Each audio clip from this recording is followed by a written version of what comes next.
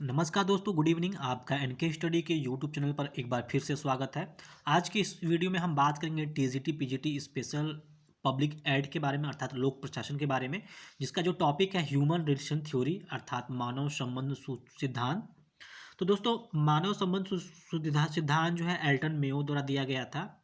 और ये क्यों आया था, इसके थोड़ा सा बैकग्राउंड को समझ लेते हैं कि संगठन के मानव संबंध सिद्धांत संगठन के विश्लेषण के क्लासिकी उपागम की प्रतिक्रिया के रूप में 1930 के दशक में अस्तित्व में आया था। अर्थात क्लासिकी उपागम के प्रतिक्रिया के रूप में 1930 के दशक में आया था।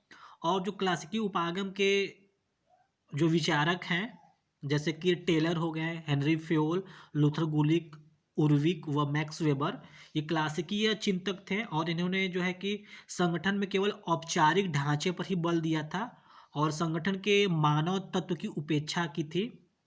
दूसरे शब्दों में अगर हम समझना चाहें तो इन्होंने संगठन की एक यांत्रिक दृष्टि अपनाई और संगठन में व्यक्तियों के व्यवहार के सामाजिक और महन और मनोवैज्ञानिक पहलुओं की उपेक्षा की थी। इसलिए मानव संबंध सूचकांक को हेनरी फ्योल द्वारा लाया गया। हेनरी फ्योल एक अमेरिकी समाजशास्त्री थे और इन्हें मानव संबंध सिद्धांत का जो है कि पिता माना जाता है। तो दोस्तों, इन्होंने किया किया क्या था कि उन्होंने शारीरिक, आर्थिक, सामाजिक और मनोवैज्ञानिक पहलुओं को ध्यान में लेते हुए मजदूरों के व्यवहार और उत्पादक क्षमता के अध्ययन पर अपना ध्यान केंद्रित किया था। और इस उपागम को अर्थात जो ध्यान केंद्रित किया था, इस उपागम को उन्होंने रोग जांच रोग जांच पद्धति कहा था। रोग जांच पद्धति कहा था।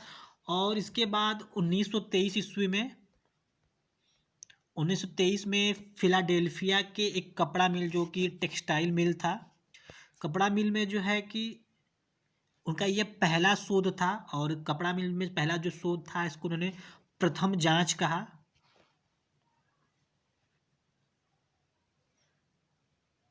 अगर हम एल्टन मेयो के जो है कि कुछ बुक के बारे में बात कर लेते हैं कि उनका बुक कौन कौन सा है, तो विशेष तौर पे उनके 3 किताबें थी जो कि बहुत ही महत्वपूर्ण है और बहुत ही सरल। ये तीनों किताब है। जो उनका पहला किताब था the human problems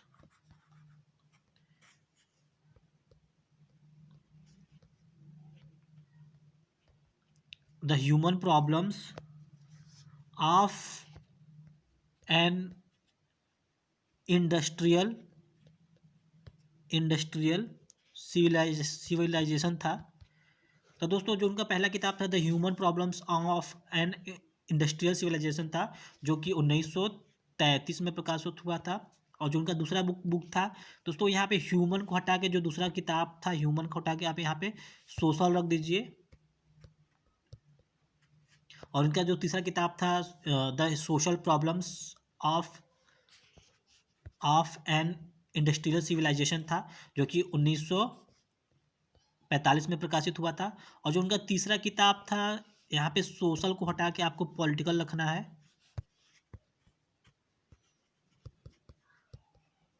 political problems of an industrial civilisation.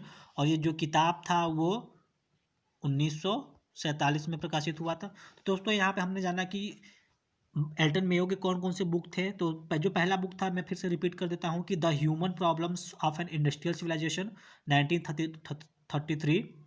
जो दूस जो दूसरा था the social problems of an industrial civilisation 1945।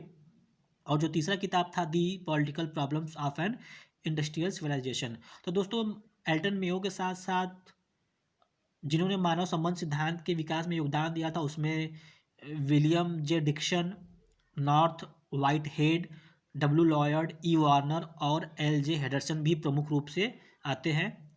तो अब हम बात कर लेते हैं, ये तो हो गया मानव संबंध उपागम का जो बैकग्राउंड था, उसके बारे में हमने चर्चा किया। तो बैकग्राउंड इसलिए ज़रूरी था ताकि हमारा जो टॉपिक है इस वीडियो का वो है मानव संबंध उपागम की विशेषताएं।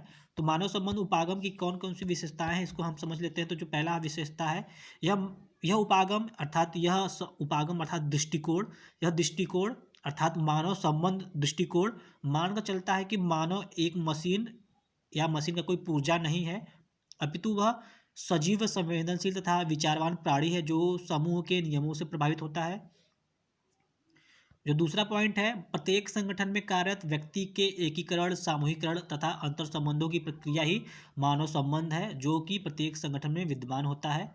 जो तीसरा विशेषता है कि संगठन में कार्यरत मनुष्य एक सामाजिक मनुष्य है जो समूह के द्वारा निर्धारित मापदंडों तथा प्रतिमानों से प्रभावित होता है तथा स्वयं की समस्याओं के कारण संगठन के कार्यकाल को प्रभावित भी करता है। तो दोस्तों ये इसकी विशेषता है मानव संबंध उपागम की। बढ़ते हैं चौथे विशेषता की ओर। तो जो चौथा विशेषता है, यह उपागम मान चलता है कि नियोक्ता एवं कार्मिकों के मध्य संबंध हमेशा कानूनों या नियमों से निर्धारित संचालित नहीं होता है, बल्कि संबंध कानूनी तत्वों की अपेक्षा नैतिक और मनोवैज्ञानिक तत्वों से संबंधित होता है। जो छठा पॉइंट है, मानव संबंध विचारधारा औद्योगिक संबंधों की का पर्याय नहीं है, बल्कि यह संगठन में कार्यरत कार्मिकों की आदर्शोन्मुखी बनाने के लिए ठोस पद्धतियां ढूंढने से संबंधित होती है। जो हमारा छठा पॉइंट है, यह उपागम या यह दृष्टिकोण व्यक्तियों तथा उनकी अभिप्रेरणाओं पर बल देता है ताकि संगठन के समस्त संसाधनों का सदुपयोग हो सके। जो अगला विशेषता है 7वें नंबर पे है, संगठन के कार्यकलापों को समझने के लिए यह उपागम मानव की बहुआयामी प्रकृति तथा उनकी पारस्परिक प्रतिक्रियाओं का विश्लेषण करने में विश्वास करता है। जो 9वां पॉइंट है, मानव संबंध उपागम के समर्थकों की मान्यता है कि औपचारिक संगठनों के कार्यकलापों को समझने के लिए अनौपचारिक संगठनों का अध्ययन आवश्यक है। जो 9वां पॉइंट है, यह उपागम कार्मिकों की संतुष्टि, उनकी समस्याओं प्रबंध में सहभागिता, अनौपचारिक संबंध तथा संगठन के आंतरिक सामाजिक मनोवैज्ञानिक पर्यावरण को समझने पर बल देता है। जो 10वां पॉइंट है, इसमें केवल आर्थिक अभिप्रेरणाओं के स्थान पर अनार्थिक एवं अन्य विशिष्ट अभिप्रेरणाओं का पता करने का प्रयास किया जाता है। बढ़ते अगले पॉइंट के जो 11वां विशेषता है, यह उपागम मानव समूहों को अव्यवस्थित, स्वार्थी तथा निरुद्देश्य मानने के बजाय सकारात्मक दृष्टिकोण से विश्लेषण करता है। जो 12वां पॉइंट है, यह उपागम स्वीकार करता है कि कोई भी फैक्ट्री या प्रशासनिक संगठन केवल कार्यस्थल मात्र नहीं है, बल्कि यह एक सामाजिक संगठन है जिसमें सभी व्यक्ति सामूहिक रूप से कार्य करते हैं। जो 13वां पॉइंट है, यह उपागम संगठन में कार्यरत कार्मिकों के व्यक्तिगत हितों तथा संगठनात्मक उद्देश्यों के मध्य समन्वय स्थापित करने में बल देता है। जो 14वां पॉइंट है, इसमें अनुशासन, कार्य संचालन, संतुष्टि के साथ साथ कार्मिकों की कार्य क्षमताओं में सकारात्मक वृद्धि की दिशा में प्रयास करने की अनुशंसा की जाती है। तो दोस्तों ये एल्टन मेयो द्वारा मानव संबंध उपागम की कुछ विशेषताएं थी। और दोस्तों जो हाथार्न अध्ययन है उसके बारे में समझ लेते हैं कि हाथार्न अध्ययन जो हाथार्न अध्ययन है 1824 से लेकर 1900 होगा 1924 से लेकर 1932 के बीच का है। अर्थात हाथार्न अध्ययन मानव संबंध सूचकांक के उदय का आधार बना है और यह 4 चरणों से चलाया गया था। पहला चरण था प्रकाश प्रयोग जो कि 1924 से 1927 के मध्य चलाया गया था। जो दूसरा प्रयोग था रिले असेंबली टेस्ट रूम प्रयोग जो 1927 में। वह तीसरा जो प्रयोग था व्यापक साक्षात्कार कार्यक्रम 1928-1931 में। वही चौथा जो था बैंक वायरिंग प्रयोग 1931 से 1932 के मध्य चलाया गया था। और दोस्तों जो चारों चरण हैं चारों चरण की जो चारों चरण की जो व्याख्या की गई है मैनेजमेंट एंड द वर्कर में की गई है। मैनेजमेंट एंड द वर्कर 1939 में की गई है। अर्थात इन जो हाथार्न प्रयोग के जो 4 चरण थे, हाथार्न अध्ययन के जो 4 चरण थे, उनका जो 4 चरण में जो अध्ययन किया गया था वो मैनेजमेंट एंड द वर्कर 1939 में जो बुक पब्लिश हुआ था उसमें किया गया था। और जो इसको दो विचारकों ने मिलकर प्रकाशित किया था जिसमें थे रोथ लिसबर्ग और डिक्सन। इन्होंने हाथान अध्ययन के चारों चरणों को लेकर जो है कि 1939 में मैनेजमेंट एंड द वर्कर नामक बुक में, जो कि 1939 में पब्लिश हुआ था, प्रकाशित किया था।